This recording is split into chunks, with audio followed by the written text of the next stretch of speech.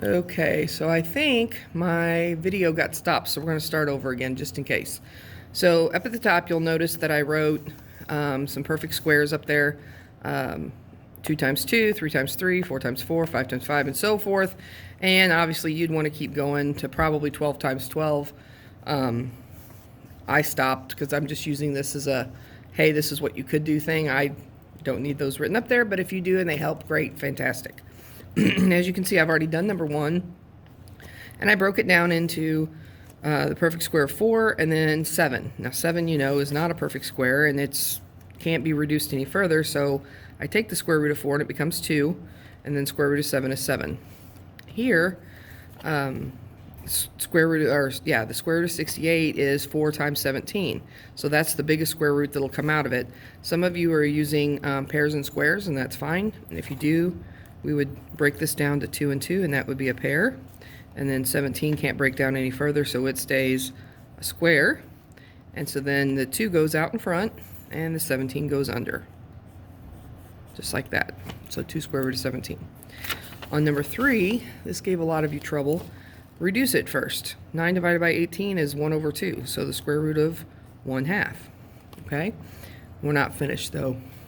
So this becomes square root of 1, square root of 2, and the square root of 1 we know is 1, and the bottom cannot reduce the square root of 2. But math peoples that be, not me, other people, decided that we don't want radicals in the bottom. So if we multiply this by itself on the bottom, square root of 2 times square root of 2 becomes the square root of 4, which is the square, or is just 2. Another way to look at this is if you multiply something in a radical, or something, you know, the square root of something times the square root of that same thing, you're just going to get what's underneath that radical. So in this case, we get 2. And then 1 times the square root of 2 is the square root of 2. So it's okay to have a radical in the top, they just don't want it in the bottom. Kind of like negative exponents. They don't want negative exponents, so same kind of deal. All right, so over here, we're going to multiply these two together, and we get the square root of 50. And I can pull out 25 and 2. Okay, square root of 25 is 5 and 5. There's your pair, and there's a square. So it is 5, hey, square root of 2. There you go. All right, so then this one, we have a variable involved. And what you can do is just separate these. So the square root of 4 times the square root of a squared. Well, the square root of 4 we know is a perfect square. It's just 2. And then anything that's squared under a radical or square root, literally the square root and the exponent just cancel each other out. And so it just is 2a. That's it. So over here on 6, you'll notice, and I'm sure this won't happen on the test, but this is the same thing as that. And so we can separate these as the 4a squared over 16, square root of 16b to the 6th. So 4a squared we know is 2a. And then the square root of 16, we can break this down, square root of 16 times the square root of b to the 6th. That becomes 4b to the 3rd. And then 2 over 4 can reduce down to 1/2, 1 over 2. So 1a, which we can just leave as, a, right? That becomes 1a. That becomes 2. So it's just a over 2b cubed. Here, we're going to remember that there's a 1. Oops, that's ugly. We're going to remember that there's a 1 right here, okay? So this 1, the coefficient out in front, times this coefficient out in front, so 1 times 3 is 3. And then now we're going to multiply everything inside the radical with each other, okay? So 3 times 1, or 1, yeah, 3 times 3 is 9, sorry. X squared times x to the 4th gives us x to the 6th. Because remember, when you multiply and the bases are the same, you just add their exponents. So now, we're going to leave this 3 alone, and then the square root of 9 times the square root of x to the 6th. So there's our 3. Square root of 9 is now 3, plus or minus 3. And then here, this is the same as, I'm going to come over here and show you, is the same as x to the 6 over 2. Because remember, there's a 2 here. So this 2 becomes your denominator of your exponent. So that gives us x to the third when you divide that. So here would be x to the third. Okay? So 3 times 3 plus or minus 9, and then x to the third. Okay, on this one we're going to have to multiply by the conjugate. Remember that fun little word we learned? Which means we're going to multiply by these exact numbers, but we're going to use the addition sign in the middle instead. That eliminates our middle term. So we have 3 plus the square root of 5, and 3 plus the square root of 5. Okay? Also, I'm going to take this because we know that the square root of 4 is 2. Let's reduce that before we even get started. Alright, so now we take the 2 times the 3, and because there's a plus sign in here, we're going to take 2 times the square root of 5. So 2 times 3 is 6, and then 2 times the square root of 5. Remember, if you have a number without a radical, multiplying times a radical, you cannot multiply what's underneath there. Okay, if this was the square root of 2, then it would be square root of 10. But because it's not under a radical, it's just 2, it stays out in front. So plus 2 square root of 5. And then here we have 3 times 3 is 9. And then a negative times a positive will give us a negative. Square root of 5 times square root of 5 is the square root of 25, which we know is 5. Okay? So, we can't really reduce anything on the top here. It stays 6 plus 2 square root of 5. On the bottom, we've got 9 minus 5. 9 minus 5 is 4. So, some people might stop here. But if you look, 6, 2, and 4 are all factors or multiples of 2. So we can factor a 2 out of each of them. 6 divided by 2 is 3. 2 divided by 2 is 1. So we're just going to leave it as 1. You can put the 1, but you don't have to. Square root of 5 over 2. There you go. Okay, so now we are on square root of a negative 100, x cubed y. We're going to split these apart.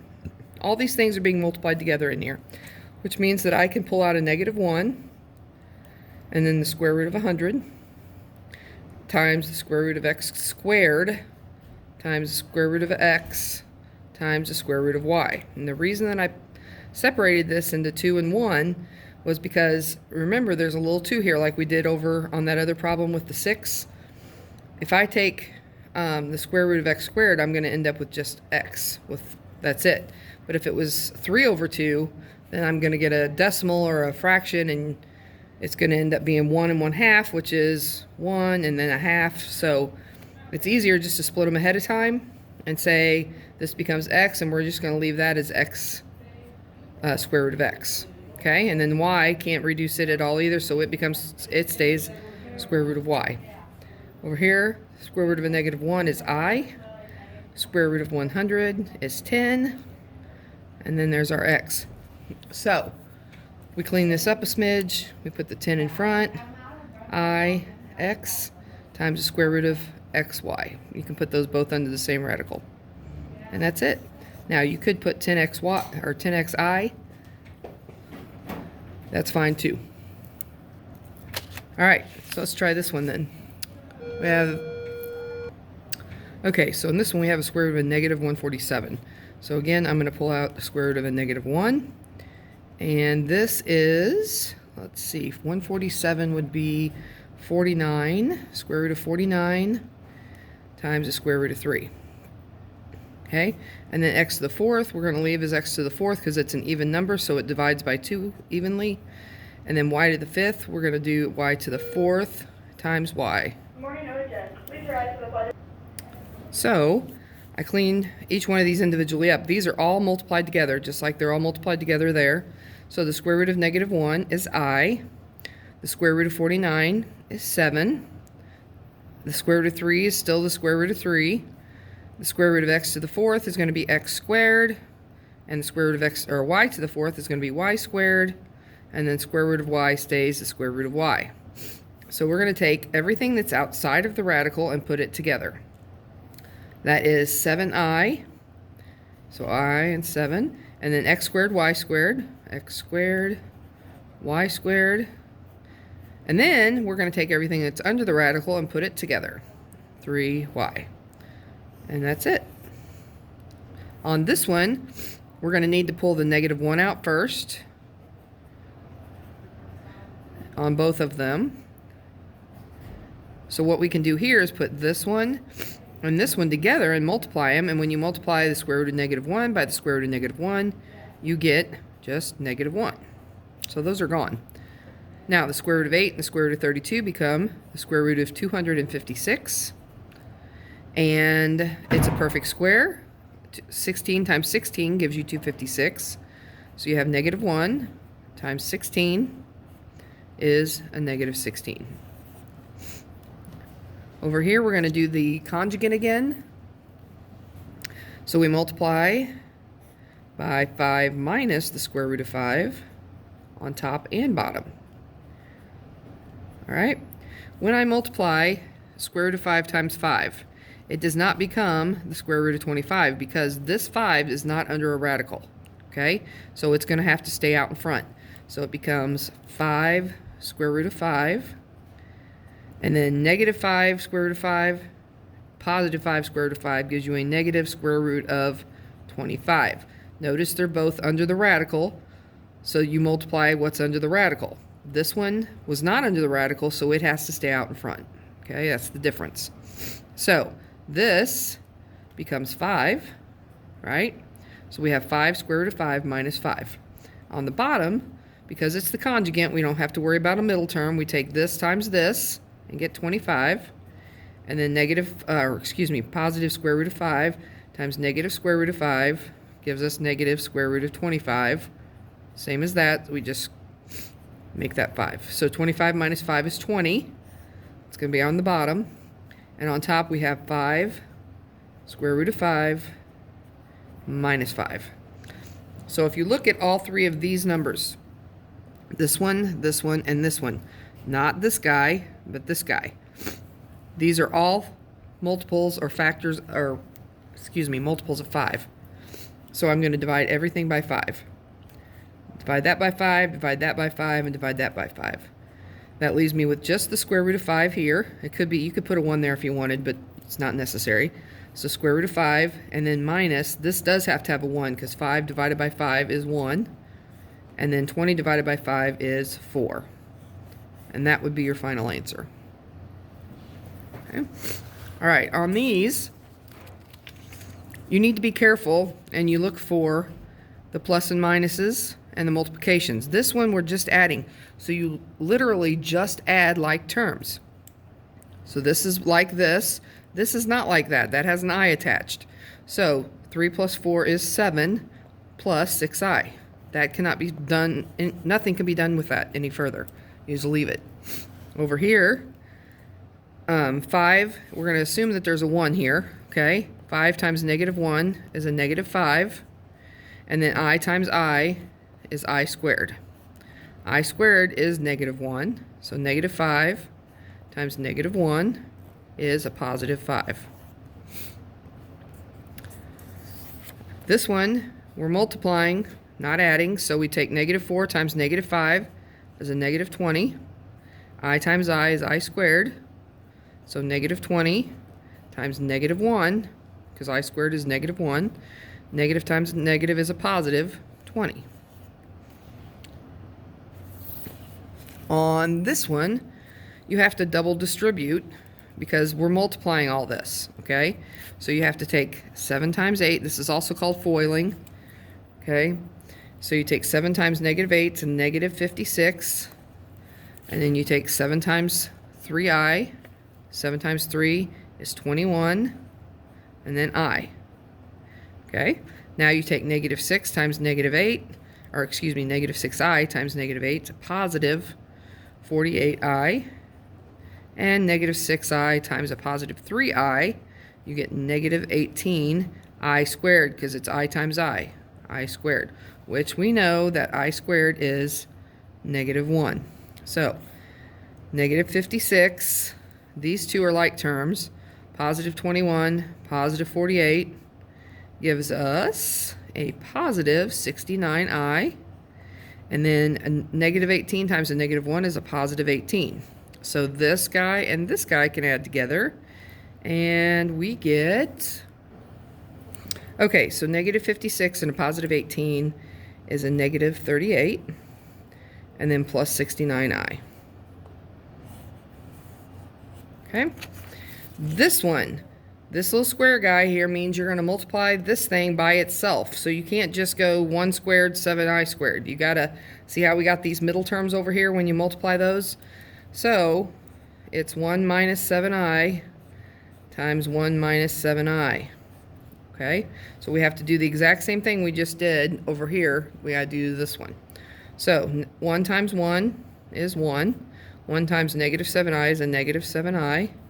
Negative 7i times 1 is another negative 7i. And then negative 7i times negative 7i is a positive 49i squared. And again, we know that I squared is negative 1. So that becomes 1 minus 49, this guy over here, and then minus 7 would be minus 14i, because those are like terms. Okay? So 1 minus 49 is a negative 48 minus 14i. There you go. This one, you're going to have to cube the 6 and then cube the I. So 6 times 6 times 6 is 216, and then I cubed. And I cubed is the same as a negative I. So 216 times negative I is negative 216i.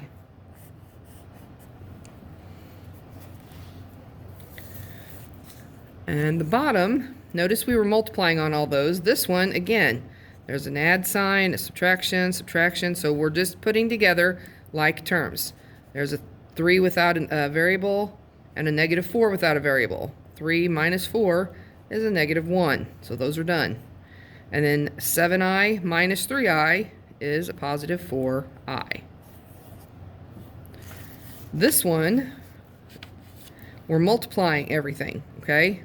So, because this binomials times this binomial, we're going to do those first and then multiply by negative 6i. So our negative 6i is going to hang out over here for a bit, and we'll get to it in a little while. So here, we're going to have 8 times negative 8 is a negative 64. 8 times negative 8i, negative 64i. And then negative 6 times negative 8, or excuse me, negative 6i times negative 8 is a positive 48i. There's our middle terms that are alike. And then negative 6i and negative 8i would be a positive 48i squared, which again, we know that's a negative 1. So we have negative 68, or excuse me, negative 64, and because this is multiplied by a negative 1, will be negative 48. So when we put those two things together, we get a negative 112. So they're done. And then negative 64 and a positive 48 is a negative 16i. And then we still have our negative 6i out here. So now we have to distribute it to each one of these. So negative 6i, negative 12 is a positive 672i. And negative 6i times negative 16i would be a positive 96i squared. And again, I squared is negative 1. So 672i minus, because that's negative 1 times 96, is negative 96. And there you go. Okay, on this one, number 21, you're going to do it just like you did the radical ones up here by multiplying by the conjugate, where it's 3 minus, or it's 3 and 3i, but you're going to do a plus in the middle. So that eliminates the middle term like we got over here with the 68i and the 48i. We won't have that with the conjugate because they'll cancel each other out. So 3 plus 3i and 3 plus 3i. All right, so we take 2i times 3 gives us 6i, and 2i times 3i is a positive 6i squared. And then on the bottom, 3 times 3 is 9. Negative 3i times positive 3i is a negative 9i squared. I squared is a negative 1. So, I'm going to come down here, gives us 6i stays as is. Positive 6 times a negative 1 is a negative 6. And then 9, and that's a negative 1. So negative 9 times negative 1 is a positive 9. 9 plus 9 is 18. Again, you have a positive 9 here. Negative 9 times a negative 1 gives us a positive 9. So 9 plus 9 is 18. From here, all three of these are factors or multiples of 6. I keep saying that, sorry. So we can divide 6 out of each of these. That leaves us with just I minus 1 over 3. On to the back side. So on these, when we're solving, you're going to solve them just like a normal equation. The only difference is there's going to be a negative under the radical when you get there. So, for instance, we're going to subtract 35 and subtract 35. That eliminates those. And then we have 5n squared equals 0 minus 35 is a negative 35. And then I divide both sides by 5 to get rid of this guy, which would leave me just n squared here equals negative 7. So to get rid of n squared and just have n, we take the opposite of squaring something. The opposite of squaring something is taking the square root. So we take the square root of n squared and the square root of negative 7, and that eliminates that, leaving us just with n. And then here, negative 7, square root of negative 7, I'm going to pull a square root of negative 1 out times the square root of 7. Square root of negative 1 is I, so n equals I times the square root of 7 cannot be reduced down, so it just stays the square root of 7. Okay? If we could, we would reduce it down, but it can't. All right, 23, same way. We're going to subtract 76. And we have 4m squared equals negative 76. We divide by 4. And leaves us with m squared equals, let's see, that'll go in there one time. So negative 19, looks like, yep. And so we take the square root of m squared, and we take the square root of negative 19. We get m here, pull that negative 1 out, so we get I, and then 19 is a prime number, so it just stays the square root of 19. All right? All right, on this one, we're going to add 65 to both sides. And so we have negative 5m squared equals 65. And we divide by a negative 5. And so those cancel. Leaves you with m squared equals negative 13. Take the square root of both of these. And we have m here. And then pull out the negative 1, gives us an I, and the square root of 13, because 13 is another prime number. 25, we're going to subtract 10. So that gives us 2m squared equals negative 10, divide by 2, m squared equals negative 5. Take the square root of both of those. 5 is also a prime number. Well, I made that easy on you guys. So square root of negative 1 is I, and the square root of 5. Now, some people like to write it the square root of 5 and then I over here. That's perfectly fine. Just make sure that that I is out of the way of this radical sign. Don't make it where you can't tell whether it's under the radical or not, because otherwise it would look like the I is being squared, and it's not. So you have to keep it separate. Okay? On this one, we're going to add 6 to both sides. Minus 2m squared equals 6. So we divide by a negative 2. And you have m squared equals negative 3. Square root both sides. And we have m equals, pull out your negative 1, square root of 3. Okay, that's the way I like to write it. Then there's no confusion on whether the I is under the radical or not. Some of you like to put it at the back side and write it like that. That's perfectly fine as well. This one's a little trickier because we got a fraction. Fractions are not scary. but notes to, well, never mind. I'm trying to say against popular beliefs, what I'm trying to say. So, negative 12, negative 12. All right? That closes or eliminates that. 3/4 x squared equals negative 12. I'm going to multiply by 4/3 here. Cross cancels, leaving me with just x squared. So then I have to multiply this side by 4/3. Okay? Negative 12 times 4 is a negative 48 over 3. Or you can cross cancel, which I probably would do, and make that 1 and make that negative 4, which would give us negative 16. But 48 divided by 3 is also negative 16. So whichever way you want. Negative 16. Take the square root of both sides. And it leaves you with x is, take the I out, plus or minus 4i, because the square root of 16 is 4, negative 1 is I.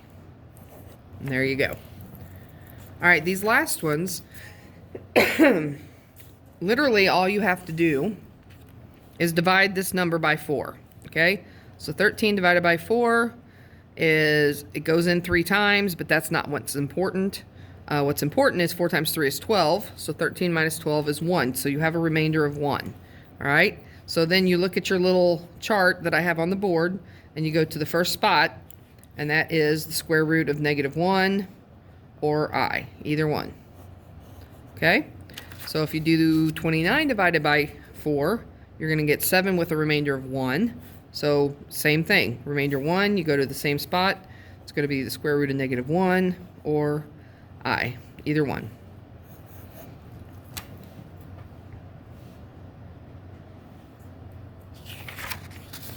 And this last one, 67 divided by 4. Ooh, almost did 64 divided by 7. 67 divided by 4. 4 will go in there one time. And so 4 times 16 gives you 64. And the 16 is not what's really important. The fact that it gets to 64 is the important part. So 67 minus 64 is a remainder of 3. So you go down to the third thing on the chart, the third spot on the chart, the pattern, and that is a negative I. And that's it. All right, good luck.